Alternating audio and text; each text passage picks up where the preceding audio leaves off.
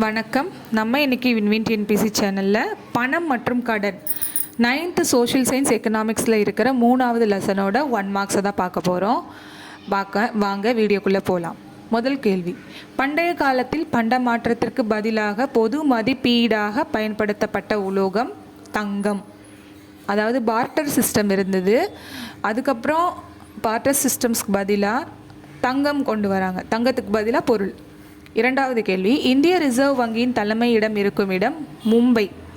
சென்னையில் இருக்கிறது அதோட பிரான்ச் தான், ஆனால் தலைமையிடம் எங்கே இருக்குது? மும்பையில் தான் இருக்குது.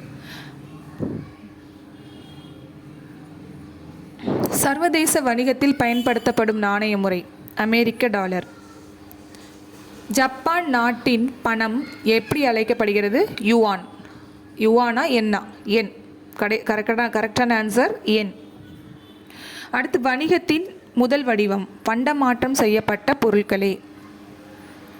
பண விநியோகம் எத்தனை பிரிவுகளாக பிரிக்கப்பட்டுள்ளது? 4 பிரிவுகள். இந்திய ரிசர்வ் வங்கியின் முதல் அச்சகம் தொடங்கப்பட்ட இடம் நாசிக்.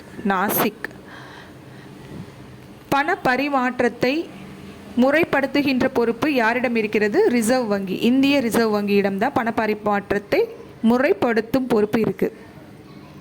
Doctor B.R.. அம்பேத்கர் அவர்களின் பணம் பற்றிய ஆராய்ச்சி கட்டுரை ரூபாயின் பிரச்சனை. அது தமிழில். இங்கிலீஷில் என்ன சொல்லுவாங்கன்னா, the problem of the rupee and its origin.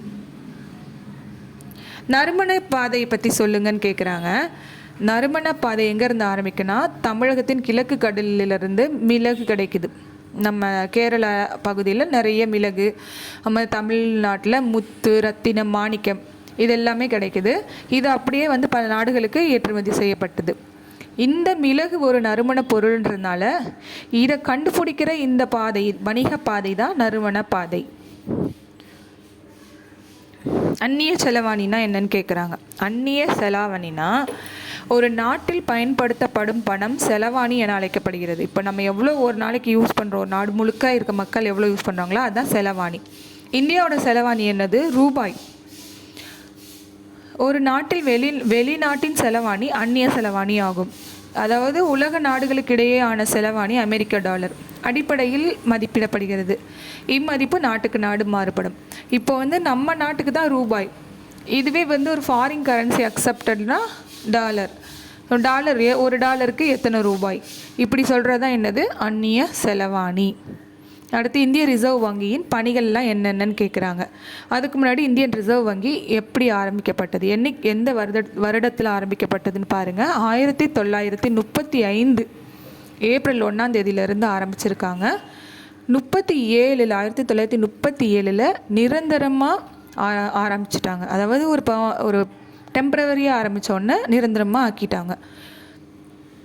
1949 நாட்டுடைமை ஆக்கப்பட்டது. 1949 இந்திய ரிசர்வ் வங்கி நாட்டுடைமை ஆக்கிட்டாங்க. ஆனால் 1969 இந்தியாவில் இருக்க எல்லா பேங்க்கையுமே நாட்டுடைமையை ஆக்கிட்டாங்க. எதற்கு கீழே எல்லாம் இந்த பேங்க் எல்லாம் வந்ததுன்னா ஆர்பிஐ கீழே தான் வந்தது. எல்லா பேங்க்குமே ஆர்பிஐ கீழே தான், கண்ட்ரோலில் தான் இருக்குது. அவங்க சொல்கிற ரூல்ஸ் படி தான் எல்லா பேங்க்குமே இயங்கணும். அடுத்து, பண பரிமாற்றத்தை பராமரிக்கும் பொறுப்பும் கண்காணிக்கும் கடமையும் அரசுக்கு உண்டு. வங்கிகளில் சேமிக்கப்படும் பணம் தொழில் வளர்ச்சிக்கும் பொருளியல் வளர்ச்சிக்கும் ஏழைகள் நலனுக்கும் பயன்படுத்தப்படுகிறது. ஒரு நாட்டின் பொருளாதார நிலைத்தன்மையில் முக்கிய பங்களிப்பான விலை கட்டுப்பாட்டை இந்தியாவில் ரிசர்வ் வங்கி கண்காணித்து வருகிறது. அதாவது இன்ஃப்ளேஷன் வரும்போது அப்போ என்ன செய்வாங்கன்னா, அவங்க ஃபண்டை கொஞ்சம் ரிலீஸ் பண்ணுறதை கம்மி பண்ணிவிட்டு அந்த இன்ஃப்ளேஷனை கட்டுப்படுத்த ட்ரை பண்ணுவாங்க. இதை தான் ரிசர்வ் வங்கியோட மானிட்டரி பாலிசி அப்படின்னு சொல்லுவாங்க. எவ்வளவு பணம் அச்சடிக்கணும், எவ்வளோ பணம் எங்கே கொடுக்கணும் அப்படின்றதெல்லாம் அவங்க என்ன செய்கிறாங்க? கண்ட்ரோல் பண்ணுறது யார்? ரிசர்வ் பேங்க் தான். ரிசர்வ் பேங்க் ஆஃப் இந்தியா தான்.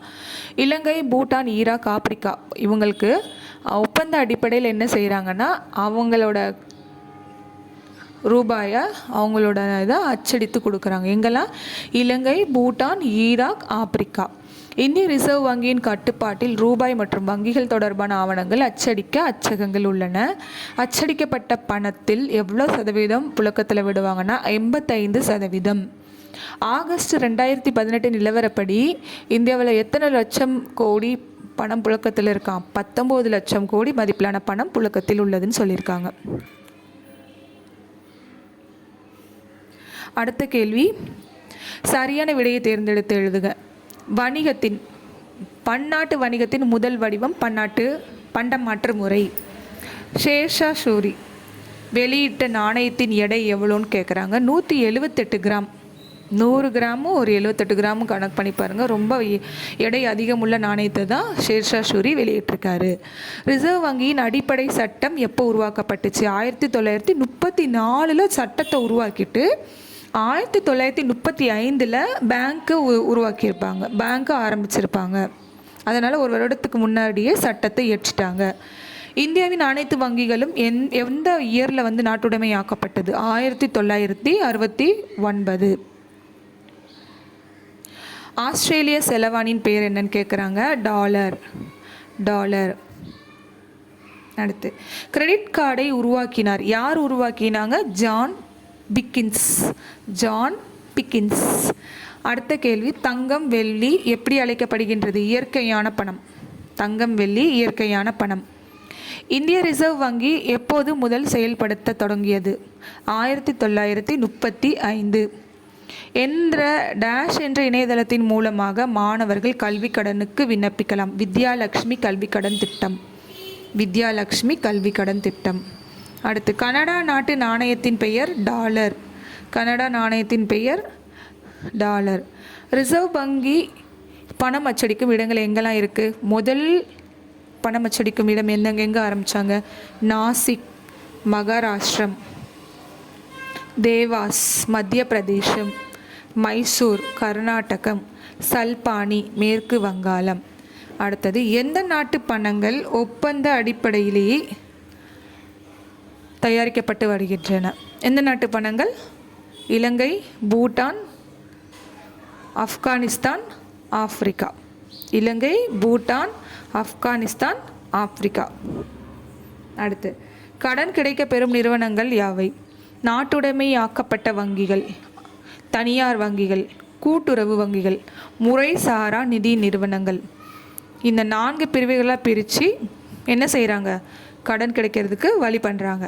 அதாவது பப்ளிக் பேங்க்ஸு, ப்ரைவேட் பேங்க்கு, கோஆப்ரேட்டிவ் பேங்க்கு, அப்புறம் இன்ஃபார்மல் நிதி நிறுவனங்கள், முத்தூட் கோல்டு ஃபினான்ஸ், அதெல்லாம் கூட ஒரு முறைசாரா நிதி நிறுவனங்கள் சார்ந்த வகை தான்.